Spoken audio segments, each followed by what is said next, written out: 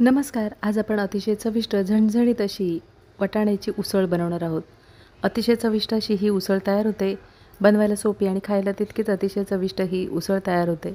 तर ही उसळ तुम्ही चपातीबरोबर, भाकरीबरोबर किंवा भाताबरोबर सुद्धा खाऊ शकता. ह्या उसळीमध्ये आपण जो मसाला तयार करून ठेवणार आहोत तो तुम्ही इतर भाज्यांसाठी सुद्धा वापरू शकता. तर आज आपण झणझणीत अशी वाटाण्याची उसळ बनवणार आहोत. 1 वाटी वाटाणा आपण इथे रात्रभर पाण्यामध्ये भिजवून घेतलेला आहे.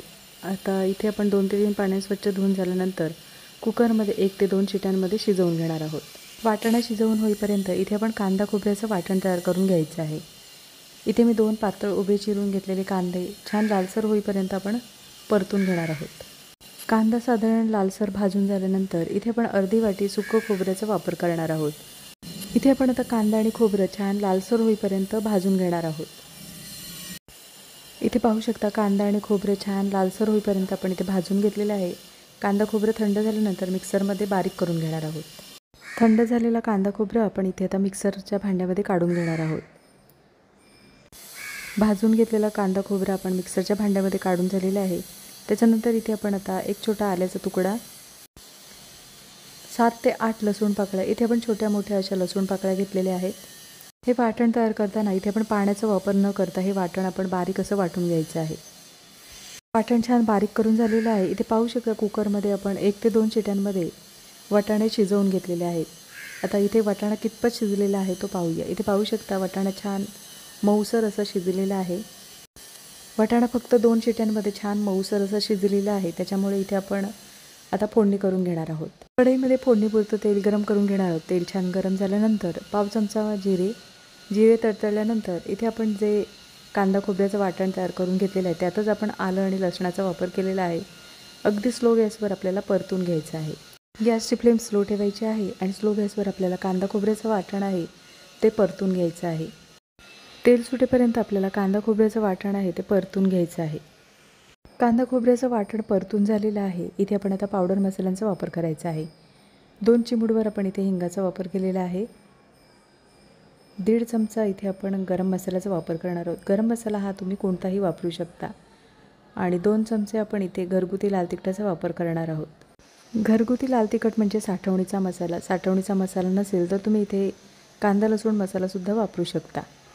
गॅसची फ्लेम स्लो ठेवून आपल्याला इथे आता पावडर मसाले कांदा खोबऱ्याच्या वाटणामध्ये छान परतवून घ्यायचे आहेत. पाव चमचा इथे आवडत असल्यास तुम्ही हळदीचा वापर करू शकता. इथे आता गॅसची फ्लेम एकदम स्लो ठेवायची आहे आणि तेल सुटेपर्यंत आपल्याला हे पावडर मसाले छान आपण परतून घेणार आहोत. अशाच पद्धतीने तुम्ही हा जर मसाला बनवून थंड करून एखाद्या बरणीमध्ये भरून ठेवलात तर अगदी महिनाभर हा मसाला छान टिकला जातो आणि कोणत्याही तुम्ही भाज्यांमध्ये हा मसाला वापरू शकता.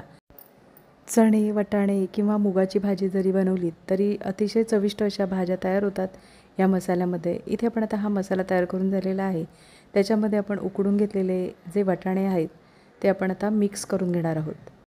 असा जर मसाला हा तयार असेल आणि असे जर तुम्ही कडधान्य जर उकडून घेतल्यात आणि मसाल्यामध्ये मिक्स करून घेतलात तर अगदी भाज्या अगदी झटपट तयार होतात. नक्कीच एकदा अशा पद्धतीने हा मसाला बनवून बघा आणि कमेंटमध्ये मला नक्कीच सांगा. अशा मसाल्यामध्ये तुम्ही अगदी सहज कोणतीही भाजी बनवू शकता. तर इथे आपण आता चवीनुसार मिठाचा वापर करणार आहोत. मिठाचा वापर केल्यानंतर भाजी आपण एकदा ढवळून घेणार आहोत.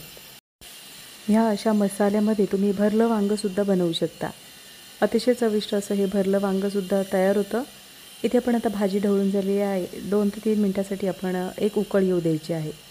2 ते 3 मिनटं झालेली आहेत. भाजीला छान एक उकळ आलेली आहे. इथे तर आपण उसळ एकदा ढवळून घेणार आहोत. इथे पाहू शकता छान तर्रीदार आणि रस्सेदार अशी ही वाटाण्याची उसळ तयार झालेली आहे. एक उकळ येऊ द्यायची आहे आणि वरून आवडत असल्यास तुम्ही कोथिंबीरीचा वापर करू शकता. इथे आता गॅस बंद करायचा आहे. नक्कीच 2 घास जास्त जेवाल अशी ही वाटाण्याची उसळ तयार होते. बनवायला सोपी आणि खायला तितकीच अतिशय चविष्ट ही उसळ तयार होते. तर ही उसळ तुम्ही चपातीबरोबर, भाकरीबरोबर, भाताबरोबर किंवा पावाबरोबर सुद्धा खाऊ शकता. सोबत कांदा आणि जर लिंबू असेल तर नक्कीच 2 घास जास्त जेवाल अशी ही उसळ तयार होते. आजची रेसिपी आवडली असेल आणि चॅनलवर नवीन असलात तर चॅनलला सबस्क्राईब करा आणि व्हिडिओ आवडला असेल तर लाईक शेअर करा. पुन्हा भेटू अशाच चमचमीत नवीन रेसिपीमध्ये.